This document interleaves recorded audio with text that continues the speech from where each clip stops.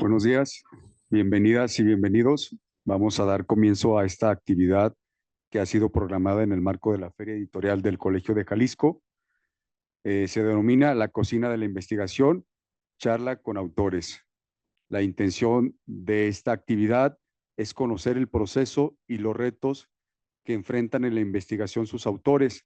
En este caso vamos a hablar de dos futuras publicaciones que están en proceso editorial, pero que por su pertinencia e importancia es necesario destacarlas, analizarlas y reflexionarlas, incluso antes de que sean publicadas. Para tal propósito se encuentran con nosotros la doctora Jacqueline Garza Plasencia, profesora investigadora del Colegio de Jalisco, bienvenida, así como el doctor Arturo Durán Padilla, profesor investigador del Colegio de Jalisco, y platicarles un poco la dinámica, cómo ha sido pensada esta actividad. En mi papel de moderador, lanzaré una pregunta inicial a los doctores y a partir de su respuesta, esperamos que el público participe, genere preguntas para que a través de un efecto bola de nieve este ejercicio se enriquezca y pues conozcamos más de los retos que se enfrentan al investigar particularmente la desaparición de personas. He de señalar que estamos hablando de dos títulos en particular: ambivalencias de la desaparición de personas y alternativas de búsqueda ante la desaparición de personas. Me voy a adelantar un poco, que ya en su momento nos van a explicar con más detalle la doctora y el doctor. Estas publicaciones derivan de una convocatoria que lanzó el Colegio de Jalisco a nivel internacional, particularmente en Latinoamérica, para hacernos llegar de investigaciones pertinentes, puntuales y actuales, y conocer más sobre este fenómeno que afecta a diferentes latitudes y pues que es una crisis en Jalisco y en México. Bien, pues bueno, les voy a presentar un poco de la semblanza curricular de quienes nos acompañan. La doctora Jacqueline Garza Plasencia es doctora en antropología por el Centro de Investigaciones y Estudios Superiores en Antropología Social, CIESAS. Realizó un postdoctorado en ciencia política en Brasil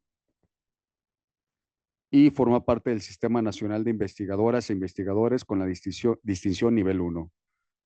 Desde el campo de la antropología política se ha enfocado en el estudio de las interacciones Estado-sociedad bajo una perspectiva relacional, y sus principales agendas de investigación versan en torno a la acción colectiva y la participación de la sociedad civil organizada en políticas públicas.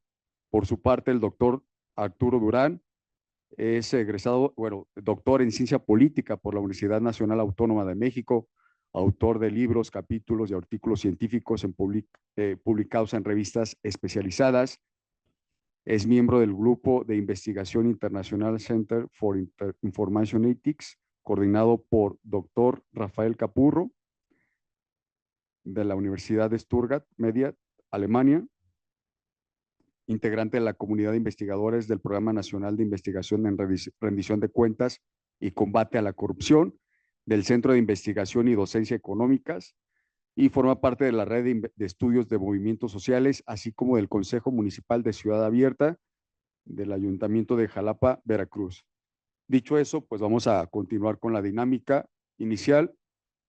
Y pues, dado el tema, son muchas las preguntas que surgen, pero yo quisiera plantearles en este momento por qué dos trabajos, o más bien dos títulos sobre un mismo fenómeno. Gracias.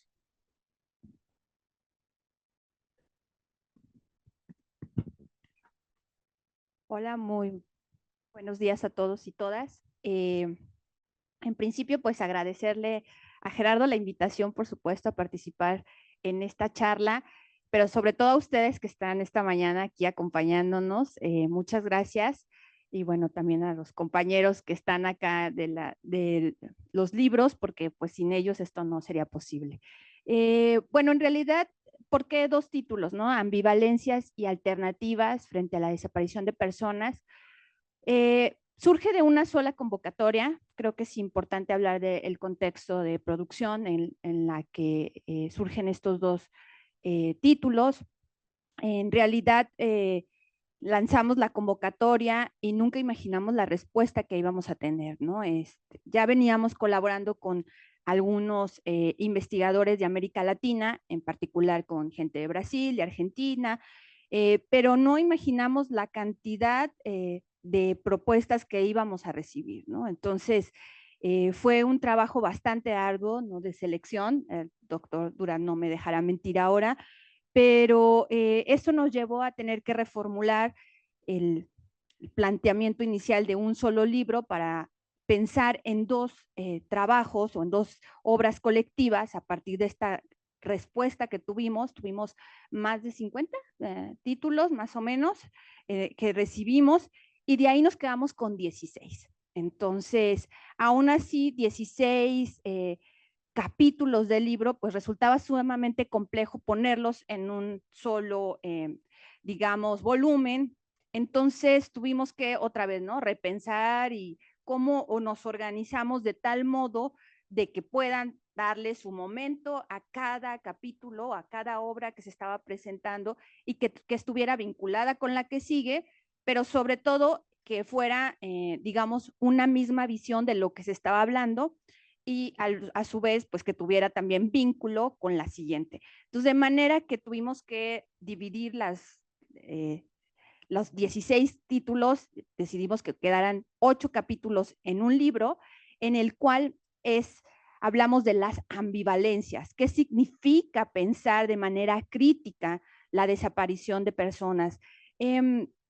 Si bien se ha escrito muchísimo sobre genealogía, historia de la desaparición, perpetradores, lo que aquí queríamos retomar era una visión mucho más crítica de cómo se ha ido transformando este fenómeno. Y ahora le voy a ceder la palabra también al doctor Arturo Durán, porque a él le toca construir mucho más la introducción de ambivalencias y a mí me toca más construir la introducción de alternativas.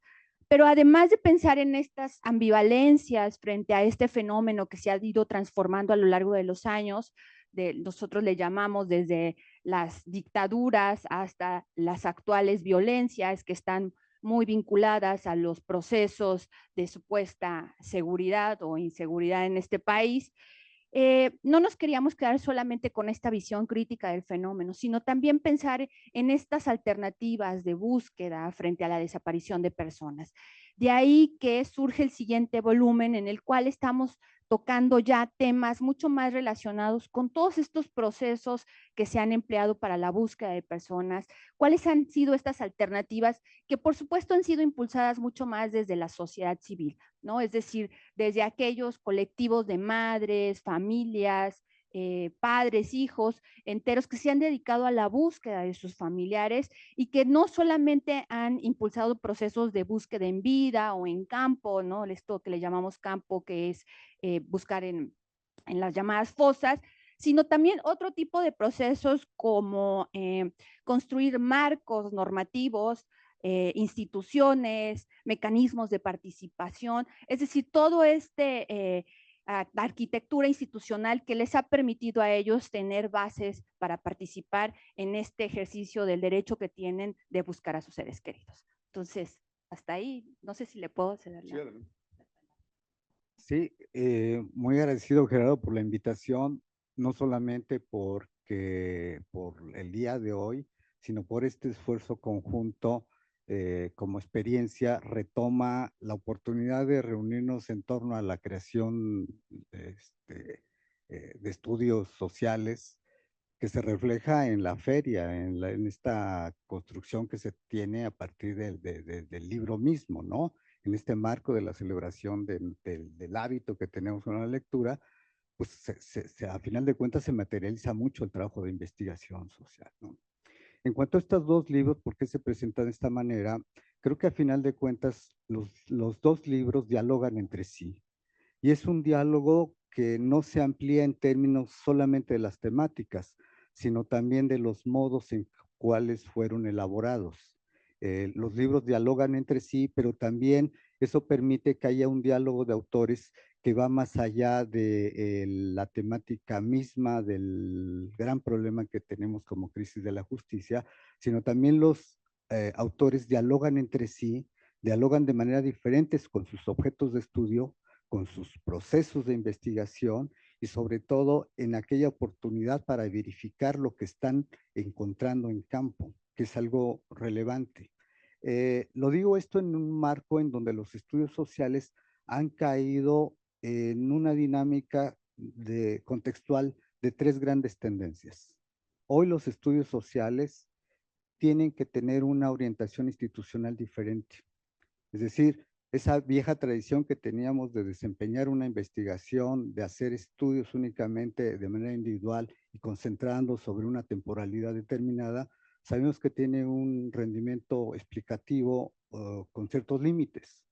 Hoy el proceso, al menos los problemas de investigación, reclaman no solamente una nueva estructura de análisis, sino también un nuevo diálogo entre los mismos autores y entre las mismas obras.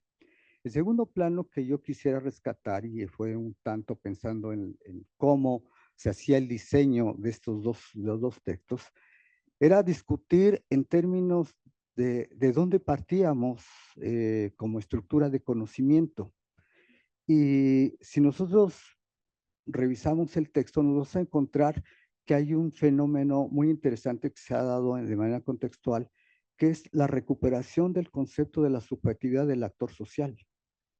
Esto involucra no solamente a la problemática como tal, sino aquellos aspectos que de alguna manera le permiten una relación de entender fenómenos y de factores que la investigación tradicionalmente de hace 50 años no realizaba, ¿no?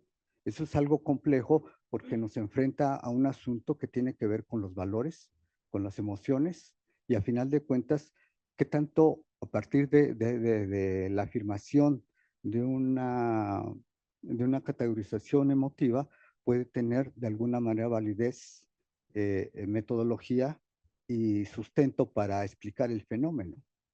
Si nosotros revisamos los trabajos, la mayor parte de los trabajos que se han hecho en términos de la exploración, yo estaba haciendo un cálculo y más del 70% apelan a la subjetividad del actor, ¿no? Y esto tiene dos orientaciones. Por un lado, una benéfica, porque recoloca nuevamente al sujeto como un elemento importante del estudio del conocimiento social, pero también lo enfrenta al gran reto de discutir, a final de cuentas, si el objeto de estudio es el sentimiento y la emoción, si también esto implica llevar a cabo una metodología propia y la otra es la del sustento. Y en la mayor parte de las ocasiones nos damos cuenta de que hay un problema de sustento, ¿no? Esto, digamos, pareciera ser un asunto ocasional, no lo es. Está hablando de cómo estamos construyendo los estudios sociales y es un debate que nos remite al principio del surgimiento de los estudios sociales, de la sociología, de la antropología, de la psicología. Entonces, yo creo que no solamente es la discusión del problema como tal de la desaparición, que es grave, que es histórico, que nos afecta como país, como región y como continente, sino también es una discusión que nos hace pensar de hoy cómo estamos definiendo nuestros objetos de estudio, cuáles son las metodologías que estamos emprendiendo y estamos llevando a cabo y sobre todo el juicio de la validez de sus argumentos. Entonces, yo creo que los dos volúmenes dialogan entre sí, pero también dialogan con otras temáticas que son básicas para la realización de la investigación contemporánea. Muy bien, pues han dado luz y claridad a por qué dos títulos, cómo es su diálogo, por qué la importancia de plantearlos desde dos perspectivas distintas. Y aquí quiero ceder la voz al público. ¿Alguien quiere hacer una pregunta a nuestros panelistas? Si no hubiera, yo quiero preguntarles un tema que acaba usted de tocar muy pertinente. El tema de la desaparición de personas es muy sensible. ¿Cómo abordas al actor para investigar? Y ni siquiera investigar, o sea, no lo puedes ver como un objeto, es claro. Primero, ¿cómo lo abordas? Y segundo, ¿cómo evitar que ese problema tan crítico no te afecte y te impacte? Y cómo, o sea, recurrir a o crear, evitar, quiero decirlo de mejor manera, que puedas caer en sesgos o tendencias. Cómo buscar esa posible o imposible neutralidad o tener una postura clara al respecto. Yo hablaba hace rato de que esta nueva visión de observar la subjetividad de los actores, que es algo importante, eso nos hace replantear de las estructuras de las personas. Tocqueville, en torno al antiguo régimen y la revolución, dice, el verdadero actor, el verdadero protagonista de la revolución no son las clases aristócratas las clases burguesas que le cortan el cuello a las clases aristócratas. El verdadero actor es la envidia, el egoísmo, el miedo, el temor, la competencia. Pero esa competencia, evidentemente, a lo largo del fenómeno cambia y se transforma. Ese es el gran riesgo de asumir que la emotividad o la valoración no solamente es un objeto, sino también es un método y también es su justificación misma como validez del conocimiento. Caeríamos al gran problema de pensar en un problema de tipo médico. En efecto, el dolor explica las cosas, pero no explica la razón del problema. No sé si me entiendo, ¿no? Si quitamos el dolor, eso no quiere decir que el problema desaparezca. Aquí el gran problema que tenemos es que, en efecto, el problema convoca de alguna manera esta emotividad, no solamente del problema mismo, de los involucrados, sino también de quien está observando el fenómeno. Y eso, como señalas tú, hay una valoración diferente del sustento de lo que se dice. Ya Max Weber hace más de un siglo decía que un problema de la objetividad en los estudios sociales es la relación de valores, los juicios de valor y el valor en sí. Si nosotros asumimos que el valor es objeto, método y sustento de su validez, pues vamos a cometer un gran error.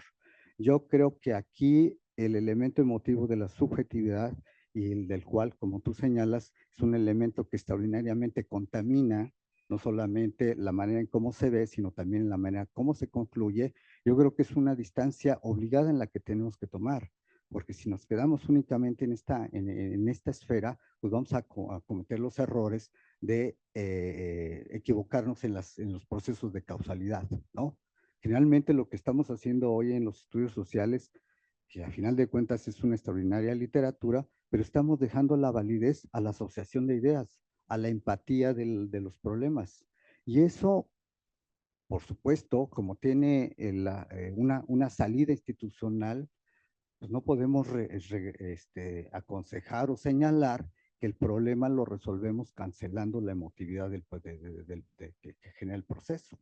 Hay estructuras institucionales, hay planificación institucional, hay estrategias institucionales que están fallando, sí, pero que tienen que responder a una lógica diferente, una lógica de efectividad o una lógica de estrategia, una lógica de temporalidades distintas, y que creo que al menos los dos volúmenes lo reflejan. Uno, cuando se lo plantea en cuanto a cómo estamos entendiendo el problema, ¿no? El problema, además de sí implica la observación de esta emotividad y del dolor, implica también estrategias, implica protocolos institucionales, efectividad de los cuerpos técnicos, implica colaboración colectiva entre grupos sociales, de buscadores, de familiares, implica un asunto de una construcción de conciencia colectiva para enfrentar de manera institucional y social el problema. Si no, lo otro, vamos a estar repitiendo o replicando un problema que generacionalmente se va a ir acumulando y que va ahondando sobre la crisis de justicia que vivimos, ¿no?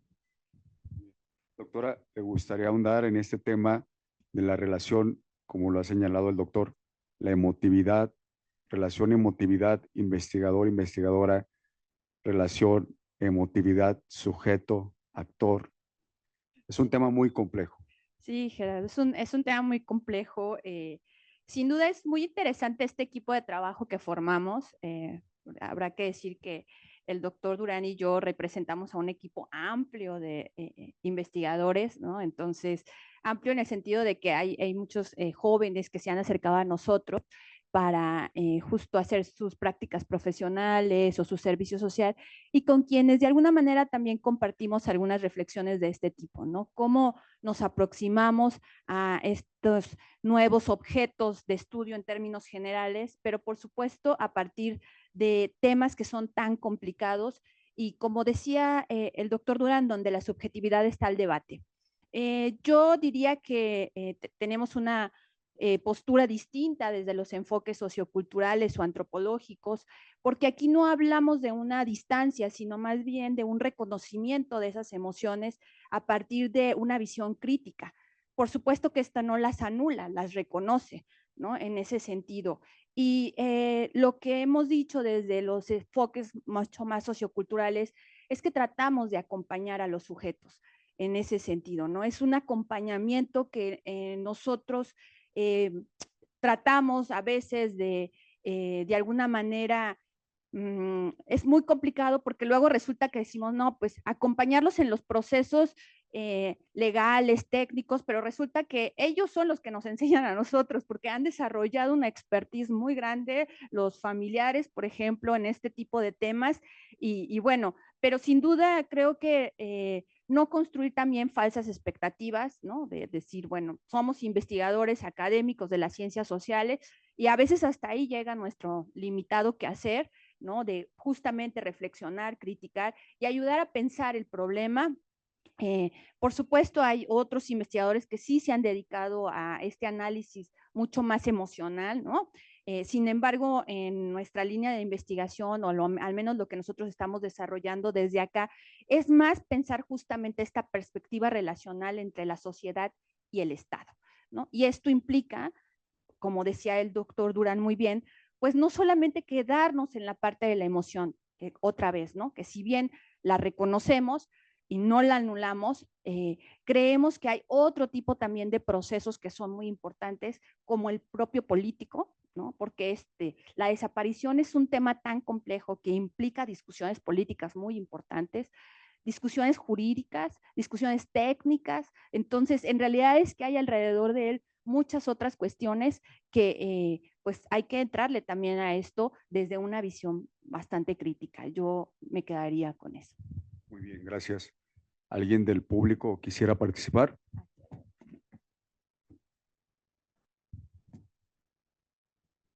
Gracias, buenos días.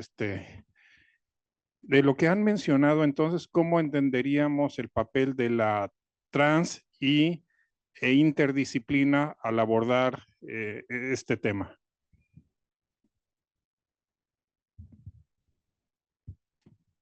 Pues es una pregunta además no solamente interesante, sino necesaria.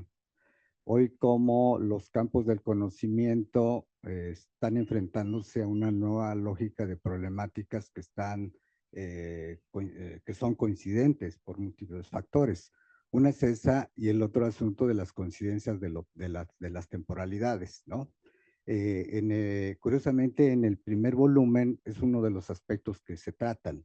Si únicamente en la revisión de trabajos que hicimos, la frecuencia fue que se hacían énfasis en algunos periodos de la historia de un tipo de desaparición, sobre todo en la primera generación, que se remite a lo que los estudiosos le han llamado la guerra sucia, y se quedan ahí, y el gran problema que tenemos ahí es de que no logramos todavía observar del todo las consecuencias de esta primera generación de problemas de tipos de desaparición. Los estudios combinados de la antropología, de los estudios forenses, de la criminalística, del derecho, nos están obligando a que tendríamos que conjuntar todos ellos para poder ofrecer algo que en los años 60 se empezaba a discutir, cómo poder ofrecer una expectativa de tendencia inmediata que responda también a cómo ha sido valorado en el pasado, pero sobre todo para poder advertir aquellos fenómenos o problemas que van a tener una recurrencia en un tiempo inmediato y futuro. Los estudios demográficos al respecto que se hacían, yo recuerdo que la exigencia en las tesis doctorales se decía, a ver, ¿cuál es la expectativa de esta tendencia, de lo que ha sucedido, de qué es lo que está pasando y de lo que va a pasar? Yo creo que los estudios interdisciplinarios al respecto nos permiten a nosotros compensar elementos que muchas veces de la especialidad no nos permiten hacer. Quiero reconocer y aprovechar porque en torno al ejercicio que hicimos, se conjuntaron no solamente investigadores en el tema, sino también gente que ha estado comprometida en la elaboración, por ejemplo, de la norma, de la normatividad que llevó a cabo desde los movimientos locales, por ejemplo, en el estado de Coahuila, y que iniciaron curiosamente como una recreación misma de lo que era, cuál era el estado jurídico en el que se encontraba el problema. Y aquí llama mucho la atención, agradezco la pregunta, es que los actores mismos se van reconstruyendo. Familiares que fueron de alguna manera indirectamente afectados por la pérdida de sus seres queridos, al no tener una respuesta institucional, se convirtieron ellos en defensores de sus propias causas y al darse cuenta de que esa condición no era suficiente, tuvieron que escalar otro nivel y reconvertirse en estudiosos del derecho. Y darse cuenta de que la estructura normativa jurídica no era suficiente, llegaron como sujetos reconstruidos a reconstruir un contexto normativo distinto, grado de que hoy, por ejemplo, Coahuila es un referente al respecto, ¿no? Pasaron del agravio del problema a una defensa y en esa defensa ellos se reconstruyeron como tales, como especialistas, se hicieron abogados, se hicieron especialistas y pudieron echar a andar una reforma constante y que tiene de alguna manera un impacto en esto de cómo se va a conducir institucionalmente la atención de este tipo de cosas. Si este es el caso del derecho, lo mismo debería estar sucediendo en la antropología, en los estudios forenses, en la economía criminalística, en la sociología y en los estudios sociológicos. Y un poco creo que también eso se muestra en los libros, en cada uno de ellos. En el texto de Ambivalencias vamos a encontrar un catálogo de investigaciones que se hacen en América Latina, en Brasil. El caso es muy significativo, cómo la afectación del problema está impactando en un tejido social importante y las entidades sociales hoy no solamente están demandando la atención inmediata de la víctima, sino la reconstrucción de ese tejido sociales de los actores que están siendo afectados, los familiares, ¿no? Los derechos de terceros, o por caso. Y en el caso también, por ejemplo, el que se plantea en el caso de Argentina, que fueron personas que por motivos políticos fueron desaparecidos, los hijos o las generaciones de estas personas fueron adoptadas o sustraídas por militares argentinos y trasladados generativamente ahí. Y entonces eso implica no solamente la necesidad de observarlos desde un campo jurídico de relaciones internacionales, sino también a nivel psicológico o de lo que puede representar una afectación generacional distinta. De ahí yo creo que hay que celebrar la pregunta y hay que, pero sobre todo celebrar la oportunidad que nos brindan estos fenómenos para vincularnos con los otros campos de estudio y de conocimiento. ¿Sí? Doctora, ¿le gustaría ampliar? Sí. Muchas gracias por la pregunta. La verdad es que me parece que en este tipo de problemas sociales ha sido la realidad empírica la que nos ha llevado a trabajar, ¿no? A de alguna manera ensayar ejercicios de interdisciplina o de multidisciplina a través, por ejemplo, de los equipos técnicos que se han formado, donde hemos participado antropólogos, abogados, criminólogos, etcétera, etcétera. Pero me parece que todavía hace falta una reflexión más profunda desde la academia y desde las propias ciencias sociales en realidad. También sabemos que, por ejemplo, ¿no? En nuestro caso que hacemos peritajes socioculturales, muchas veces son desechados en el ámbito jurídico y dicen, no, pues es que estos no tienen validez, ¿no? Y ahí es cuando te das cuenta que efectivamente todavía estamos muy lejos, ¿no? De pensar las ciencias sociales o del enfoque sociocultural que se ha tomado en cuenta como una prueba pericial en el ámbito jurídico. Entonces, son luchas que todavía se están dando, pero yo insisto que en realidad es que estos ejercicios son mucho más prácticos y se han ido ensayando en términos de hablar de la multidisciplina, pero me parece que todavía hace falta, ¿no? Un ejercicio de reflexión más profundo de realmente qué es lo que estamos logrando y hasta dónde y cómo repensar, ¿no?, el ejercicio de las ciencias sociales. Muy bien, creo que queda claro que es un reto y a mí me surge la pregunta, tal vez un poco desde mi experiencia personal y la, la que cuento en lo que he realizado como investigación, en investigaciones, y ustedes nos explicarán mejor cómo concilias conceptos, metodologías interdisciplinarias y multidisciplinarias. Creo que es un reto porque la formación tradicional de posgrado, ya no se diga de licenciatura, sí busca formarte multidisciplinariamente, ciencias sociales, por ejemplo, pero el tema es que son aspectos muy superficiales, ¿no? No profundizas. Entonces, ¿qué aconsejan ustedes en ese sentido? ¿Cómo este tipo de fenómenos multidisciplinariamente se deben abordar? Yo soy la experta. Esa pregunta es muy difícil, Gerardo, justo, ¿no? Porque yo creo que el asunto es cómo nos abrimos al diálogo.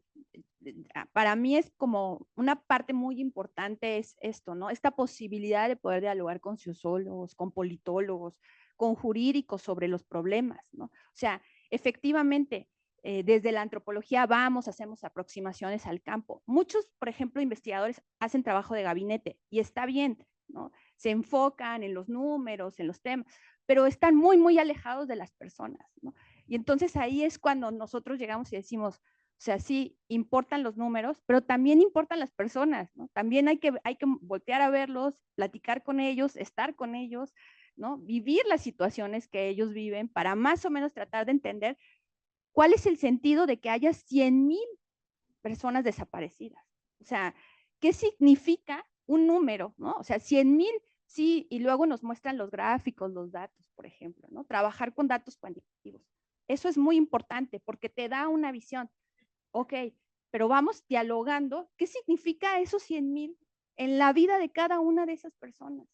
En las familias, ¿no? En los hijos. Y ahí es entonces cuando empiezas tú a tratar de tener vínculo, porque yo siempre he dicho, no es que los números los necesitamos, ¿no? Nos dan un panorama. Okay, un enfoque cuantitativo con un enfoque cualitativo. Vayamos haciendo esto, ¿no? A lo mejor mi perspectiva no es cuantitativa, evidentemente no. No me interesa comprobar hipótesis, no me interesa a lo mejor, pero sí me interesa saber cómo hay un reconocimiento en términos numéricos del problema. Y entonces sí podemos dialogar. Entonces la perspectiva cualitativa importa. Y es de esta manera en la cual, ¿no? Lo mismo sucede con los abogados. O sea, sí, hay una construcción normativa muy importante y que al final es la que da el fundamento a todo esto.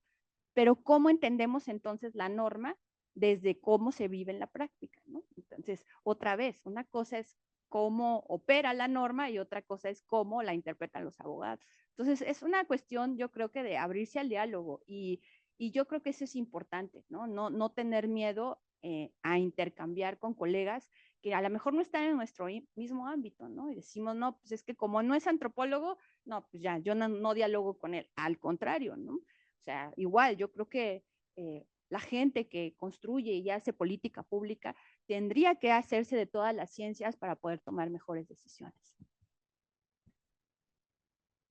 Adelante, Yo le doctor. veo además dos vertientes. Una, la parte de cómo las investigaciones o los estudios sociales se están construyendo institucionalmente y otra contra los retos de las tradiciones o de las formas en cómo se realizaba la investigación. Digo, hoy el problema que acusa la discusión de estos dos libros impacta no solamente como un problema que viene con un rezago de decenas de años, sino también porque está implicando la consecuencia de tendencias de comportamientos o dinámicas complicadas para generaciones posteriores. Y a su vez implica este reconocimiento de cómo hacemos la investigación al pertenecer a una institución determinada, en un contexto determinado, con apoyos también, ya sea a nivel globales, muchas veces internacionales, a nivel estatales, federales o a niveles locales. Tenemos el caso de una investigación, de un trabajo hecho por un investigador de la Universidad de Canadá, que hace un estudio sobre las periferias de la desaparición en Jalisco y encuentra, ¿no?, esta tendencia acusada en otros fenómenos, ¿no?, que pueden ser o no semejantes con los coincidentes que está sucediendo en Brasil o que está sucediendo en Paraguay o Guatemala. Y eso es lo pertinente, ¿no? Hoy lo que estamos viviendo, y es producto también de la lógica de cómo hemos realizado la investigación, pero también de cómo se está moviendo el problema, de que tenemos que salir de este acortonamiento que pensábamos, en donde la investigación era individual, era localizada en una geografía determinada y era determinada por una temporalidad. Hoy estamos obligados a pensarlo como reto a esto que se ha señalado anteriormente y se materializa en los dos libros. Encontramos que la mayor parte de estas investigaciones son de trabajo, ¿no? Segundo, son resultados de proyectos derivados de otros proyectos que tienen un nivel también a nivel institucional, ¿no? Que no son investigaciones que quedan ahí, sino son subproductos o agregados de una planeación institucional con un alcance que rebasa lo inmediato. Y eso es una característica que se puede ver, se muestra en los dos volúmenes. La segunda, que se muestra esta oportunidad de vecindad, de lo que hemos hablado acerca de las disciplinas. Así como decimos en el primer volumen que el dolor no es suficiente para resolver el problema, así también decimos que una sola disciplina no es suficiente para atenderlo, ¿no? Para entenderlo, para comprenderlo y para proponer una alternativa de respuesta. Yo no sé si de solución, pero sí de respuesta. Si no conocemos el problema, va a ser difícil que podamos atenderlo.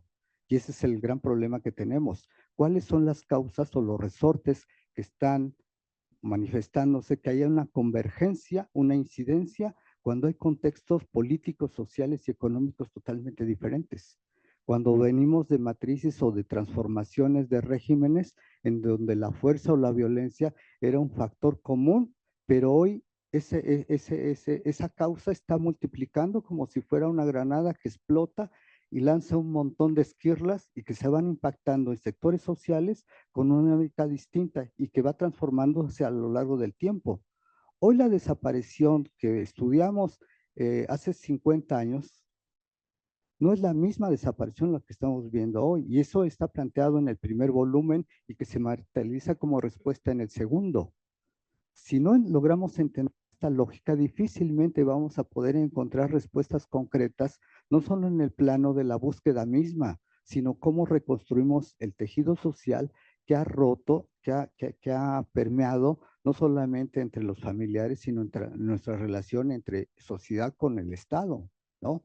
Así como la desaparición está transformando familias, está transformando entornos, y yo no sé si para bien o para mal, pero también lo que no hemos podido estudiar del todo y entender, cómo un fenómeno tan grave genera también una indiferencia social como la que hoy permea en muchos ámbitos, ¿no? Y eso es grave, ¿no? Y eso es grave porque te habla de que en su conjunto, revuelto con otros aspectos y en otros contextos, vamos a tener un proceso de descomposición terrible, ¿no? No lo estamos advirtiendo. Sí, claro, estamos hablando de lo que en clases habíamos platicado con el doctor Freddy, un problema complejo, no solo por sus diferentes factores, sino por sus múltiples impactos. Y acaba de decir algo muy puntual que tendría que ver con normalizarlo. Lamentablemente llega un punto donde se normaliza, no para las víctimas, sino para los gobiernos. Y aquí pues quiero dar el uso de la voz al público, si tuviera alguna otra pregunta, intervención. Si no la hay, me viene otra pregunta a mí con relación al libro de ambivalencias. Se comentó en algún momento que en efecto en Latinoamérica por lo regular es desaparición por guerra sucia o causas militares. En ese sentido, ¿cómo integrar estudios tan si tenemos un problema rector, pero que son con causas distintas, ¿cómo integrarlos?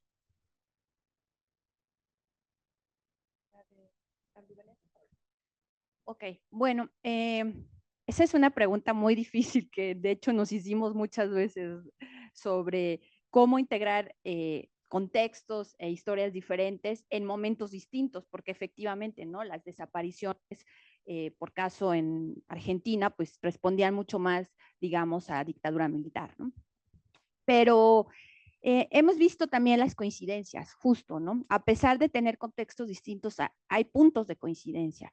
Y entre ellos, unas de las afectaciones, y ahí quiero tomar el caso del que hablaba el doctor Durán, el caso de los niños recuperados en Paraguay, por ejemplo, ¿no?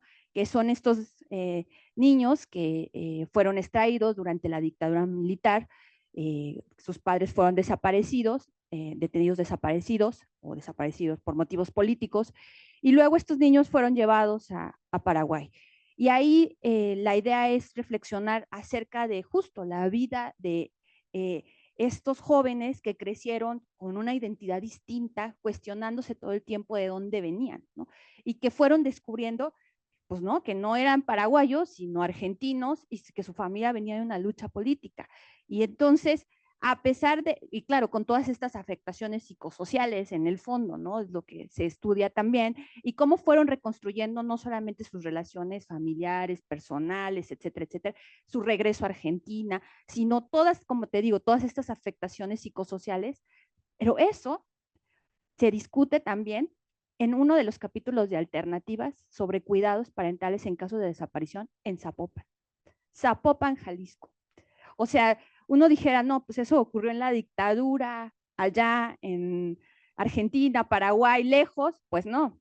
Resulta que aquí también hoy se están planteando sobre cómo son esas afectaciones psicosociales de niños que han perdido a un familiar en Zapopan, Jalisco, ¿no? ¿Cuáles son estas consecuencias graves y cómo estos niños tienen que enfrentar sus relaciones sociales, personales, familiares a partir de una desaparición de una persona? Y ese texto lo vamos a ver en alternativas, por ejemplo, ¿no? Entonces, es decir, son casos que unen, hay ciertas, digamos, por eso tuvimos que hacer este famoso tejido fino, ¿no? De ir encontrando estos justo puntos en los que hay coincidencias en contextos distintos, en situaciones distintas, pero que ahí están ocurriendo las desapariciones y ahí están las afectaciones de largo plazo, que quizás no las estamos queriendo ver hoy, pero que van a estar en un futuro. Entonces, sí hay, efectivamente, ahí está uno de los retos, ¿no? Tener que ir en busca de estas cuestiones bastante finas que no se ven tan fácil y que uno dije, ay, no, pues, ¿qué tiene que ver Argentina? O en el caso de Brasil, ¿no? Por ejemplo, que es otro de las que nos cuestionábamos y decíamos, ¿cómo integramos a Brasil? Si bien las desapariciones de Brasil también ocurrieron desde la dictadura, en realidad es que ahora Brasil sufre, ¿no? También es un país que tiene bastantes afectaciones de desapariciones, pero en periferias urbanas. O sea, ahí quienes están desapareciendo son los jóvenes con mayor situación de vulnerabilidad, cosa que vemos que en México es la misma situación, ¿no? O sea, se replican, ¿no? Tanto en Brasil como en México tenemos los mismos problemas. La cosa es que en Brasil no hay un reconocimiento como tal porque ni siquiera hay una ley, ¿no? Allá ni siquiera existe una ley ni un marco jurídico, están, digamos, en un paso atrás. México se ha convertido, lamentablemente, en una situación ahora de comparación y de decir, a ver, ¿por qué en México sí hay un marco jurídico y en Brasil no hay ese reconocimiento? En Brasil hay un reconocimiento de las desapariciones de la dictadura, pero no de las actuales, ¿no? Todavía están en un proceso de negación de que está ocurriendo este problema. Entonces, por eso fue tan importante incluir el caso brasileño. Y así, ¿no? Así podríamos irles mencionando, pero bueno, también queremos dejárselos de que vayan y compren el libro en cuanto salga y ustedes también puedan ir viendo esos vínculos que nosotros encontramos y que me parece que se van haciendo evidentes a lo largo del texto. De hecho, creo que el trabajo de compilación, de cualquier trabajo de compilación, es poder conjuntar las posibilidades de las coincidencias y de alguna manera realizarlas de manera armónica para que el lector le facilite una interpretación mejor de las problemáticas. Yo creo que sí, pero también las divergencias. Por ejemplo, una de las divergencias es ¿por qué hoy teniendo tantos recursos normativos, técnicos y jurídicos, por qué teniendo estructuras de organización social, hoy está calando tan profundo la solución al menos de la desaparición de una persona, ¿no? O sea, tenemos tecnología, tenemos apoyo institucional, tenemos protocolos y sin embargo no podemos resolver el caso de la desaparición de una persona. Y en cambio, ese contraste es brutal cuando pensamos cuáles son los recursos que se están empleando para el proceso de búsqueda y localización. Y si nos damos cuenta, los recursos tecnológicamente son muy precarios, ¿no? Y a pesar de esa precariedad, se están logrando alcances de ubicación de las personas, ¿no? ¿Cómo es posible que una tecnología tan rudimentaria como es el uso de una varilla, ¿no? Cuando tendríamos, por ejemplo, a nuestra disposición a nivel de tecnología de comunicación, una cantidad de recursos extraordinarios. Y ahí la pregunta es, entonces, ¿quién está aprovechando esos recursos? Y el resultado numérico yo creo que es innegable. Quien los está aprovechando lo está haciendo de mejor manera y con una mayor eficacia, ¿no? Entonces, el cuestionamiento acerca de esta idea que provocas es cómo hacerle, por qué, en dónde encontramos las coincidencias. Y creo que por ese lado, los dos volúmenes hacen este replanteamiento. ¿Por qué habiendo ciertas condiciones la lógica no apunta a que el problema se resuelva de otra manera? ¿Y por qué habiendo estas contradicciones, estas deficiencias, hay otro grupo y hay otro sector que sí está logrando alcances diferentes? Y eso creo que es de lo que se trata. No hay una coincidencia o no hay una coincidencia en cuanto a las causas, pero sí en cuanto a la dinámica del seguimiento del proceso mismo y de las consecuencias que son diferentes. Y bajo esa lógica creo que los dos trabajos invitan a hacer un marco comparativo de aquellas cosas que pueden ser coincidentes o pueden ser divergentes, pero que abren la posibilidad de una nueva discusión y, como lo decía la doctora, hacer un juicio más crítico de lo que se está observando, ¿no? Y eso apela no solamente a la parte institucional, sino también hoy cómo estamos construyendo desde lo social el problema y cómo lo estamos atendiendo, ¿no? El reto es eso. Con recursos precarios se está logrando mucho. ¿Qué podríamos hacer cuando tenemos una conjunción de mayores ventajas de apoyos? El asunto no solamente es para la gente, para los buscadores, para las familias, para los grupos de apoyo, sino también es para las instituciones, ¿no? ¿Por qué si los buscadores con pocos recursos están logrando tanto, en contraste con las instituciones que y lo dicen en alguno de los capítulos, que se le han invertido más de 60 millones de pesos con grupos de especialistas con la incorporación de tecnología y ni siquiera se ha logrado la identificación de un solo cuerpo, ¿no? Esos son los contrastes que al final de cuentas son los que provoca la lectura de los dos volúmenes. Muy bien, vamos a pasar a la última ronda de preguntas y respuestas. ¿El público le gustaría participar?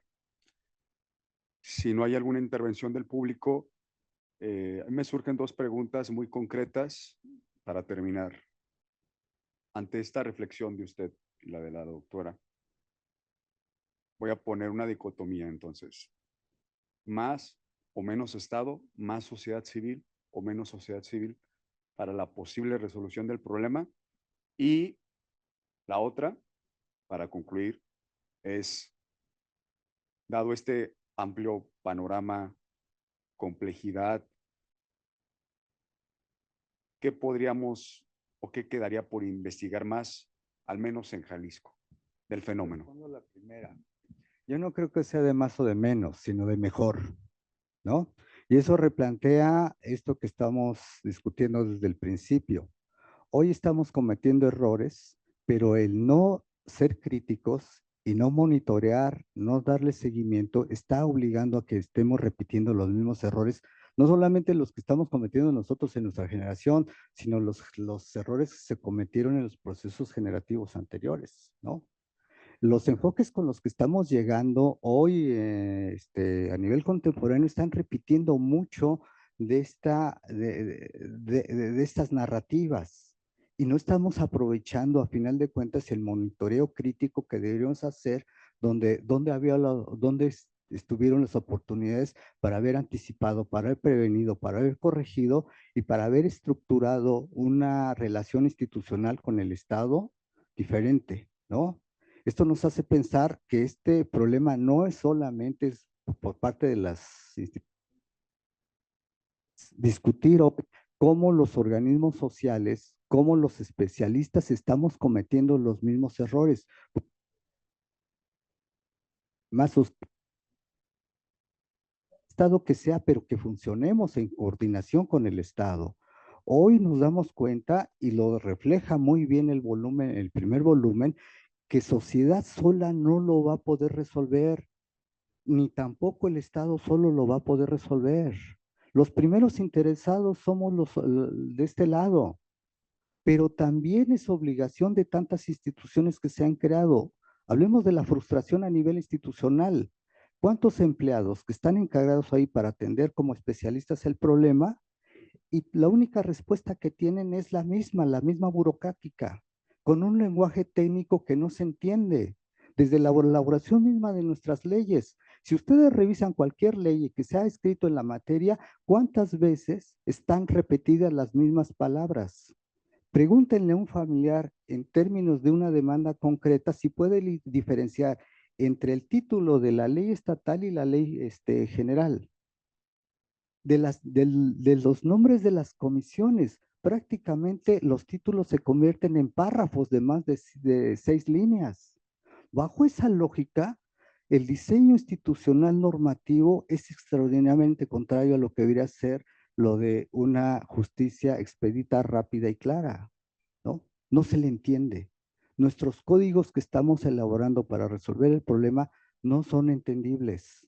La sociedad desde este punto de vista ha tenido que crear un nuevo vocabulario, una nueva manera de entenderse.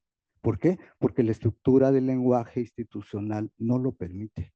Entonces, si tenemos por un lado la obstrucción técnica de protocolos, también tenemos la incomunicación propia de cómo nos entendemos con la otra persona, con el que compartimos la responsabilidad de la respuesta, ¿no? ¿Cómo lo hacemos? Entonces, sí, más Estado, más sociedad, pero yo diría, primero, mejor sociedad y mejor Estado, ¿no? La otra parte. ¿Y cuál era la otra? A partir de este panorama internacional que aparece en el libro de Ambivalencias y lo que encontramos también en el de alternativas desde la perspectiva académica y por supuesto que contribuya a la comprensión y posible, pues ni siquiera solución, sino como propuesta práctica para comprender el fenómeno. ¿Qué sigue estudiar en Jalisco? Creo que la pregunta es hasta ambigua, pero es muy amplia, pero como agenda de investigación, ¿qué Sí. sigue? No, gracias, Gerardo. La verdad es que es... está. Claro. Sí. Si gusta, ya que termina, doctora. Sí, ok. A usted. No, muy rápido. En realidad, solamente mencionar que son muchos los temas pendientes en Jalisco. En realidad es que Jalisco se está convirtiendo en uno de los laboratorios más importantes, lamentablemente, por la situación en la que transitamos, ¿no? Lo platicaba ayer con un colega y me decía, es que he estado en muchos lugares, pero nunca me había tocado estar en Jalisco. Estoy sorprendido de la manera en la que están matando los cuerpos y se está ejerciendo violencia sobre ellos, ¿no? Es decir, hay muchas cosas que nos están rebasando, hay cosas que se están haciendo muy bien en Jalisco, ¿no? Hay unidades de búsqueda como la de Zapopan, hay una arquitectura institucional que relativamente está funcionando, etcétera, etcétera, pero aún así hay cientos de cuerpos que siguen sin identificarse, los jóvenes siguen desapareciendo, otra vez, ¿no? Estamos ante una realidad llena de paradojas que todavía hace falta explicarnos por qué está pasando esto, ¿no? Uno de los grandes temas y grandes pendientes en la agenda es la prevención, ¿no? Algo que no hemos dialogado y que tendríamos que estar exigiendo es ¿Cuáles son los programas o políticas de prevención para la desaparición? Sí, qué bueno que se está buscando. Sí, qué bueno que hay una arquitectura. No, por supuesto, eso se lo debemos a las familias, pero ¿qué sabemos de la prevención? ¿Dónde están los programas, los planes, las políticas? Entonces, yo creo que hay muchas agendas todavía pendientes en este estado que está lleno de paradojas, ¿no? Y bueno, y ya ni siquiera hablar, lo estoy pensando desde el área metropolitana, porque los otros municipios que están más hacia las afueras todavía ahí tienen problemas de otro tipo que son mucho más complejos. ¿Podríamos explicar parcialmente la transición de la desaparición operada por el Estado de los 60-70 a la desaparición operada por los grupos criminales en la actualidad, al debilitamiento del aparato de inteligencia del Estado mexicano? Una reflexión que se vuelve provocativa. Yo pensaba es el proceso de fundación del Estado. La fundación de los estados toma como instrumento la violencia, ya sea legítima o no ilegítima.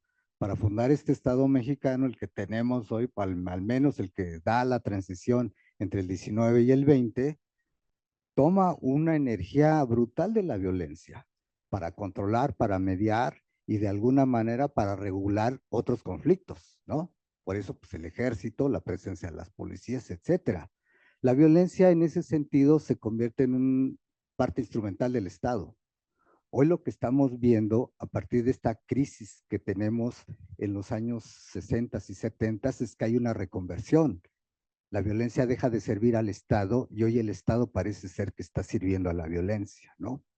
Y eso pareciera ser que es algo que no estamos identificando del todo y que podría explicar un poco también el desorden institucional en el que estamos involucrados, como ante los procesos que tenían una lógica y que se encerraban en sí mismos, por ejemplo, los electorales, sabíamos que había violencia localizada y en un momento determinado, hoy se ha generalizado.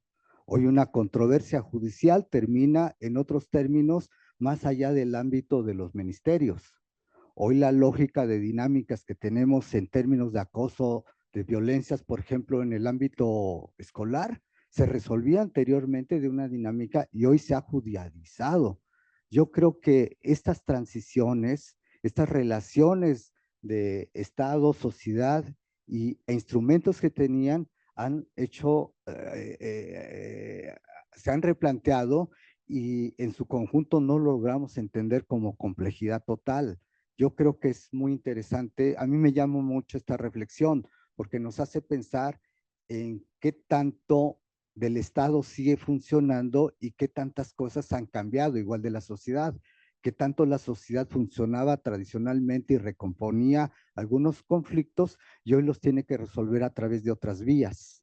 Y eso me hace pensar de que la relación entre lo social y lo estatal tiene que ser de manera conjunta para poder entender las cosas.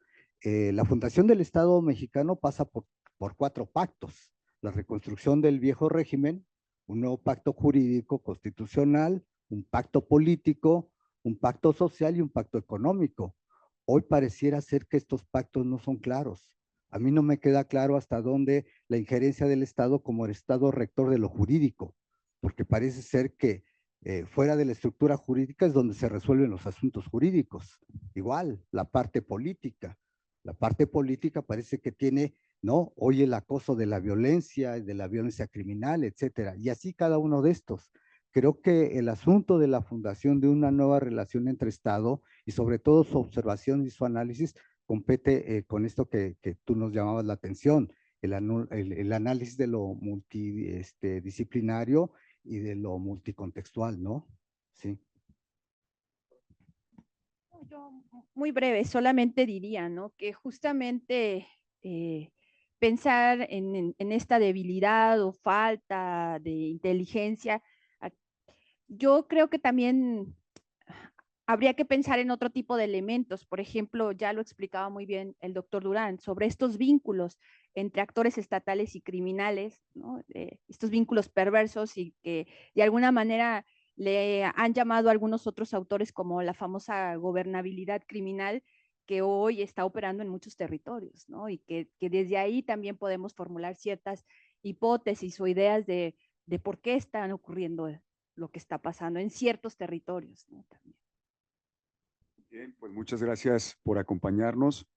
Concluimos esta actividad. Agradecerles a los doctores Jacqueline y Durán su participación y invitarles a las próximas actividades que vamos a tener el día de hoy, como talleres y presentaciones de libro. Sí, dejas hacer Claro, adelante, un doctora. comercial antes de cerrar. Gracias, Gerard. No, bueno, yo nada más también quisiera hacer el comercial de invitarlos a la presentación de los dos libros de ambivalencias y alternativas frente a la desaparición de personas, que se realizará el próximo 19 de septiembre. No sin antes, por supuesto, pues agradecerle a nuestras autoridades, especialmente al doctor Roberto Arias de la Mora, quien nos ha apoyado en este proyecto que ya lleva más de 5 años y quien realiza las dos presentaciones de los libros, en los cuales él de alguna manera nos narra el contexto en el que se producen estos libros y que forma parte de un proyecto más amplio que es Memoria Activa de la Desaparición, MAT. Entonces, desde MAT se han venido haciendo diversos productos académicos, no solamente libros, sino también algunas otras acciones de divulgación frente a esta problemática. Pero bueno, además, por supuesto, a la gente de publicaciones, a Débora, a Vera, a Lupita, quienes con mucha paciencia nos han acompañado en este proceso, por supuesto a ustedes, y pues los esperamos el 19 de septiembre para la presentación de los dos libros. Muchas gracias. Gracias.